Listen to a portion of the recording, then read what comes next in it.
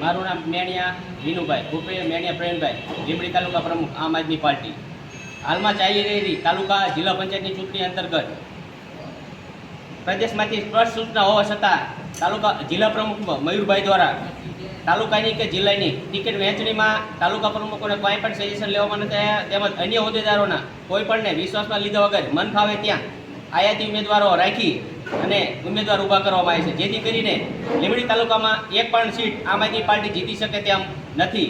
જેથી કરીને આજરોજ તમામ સાથે સજેશન કરીને એવો નિર્ણય કરવામાં આવ્યો છે કે આમ આદમી પાર્ટીમાં તાલુકા પ્રમુખ પદેથી હું રાજીનામું આપું છું.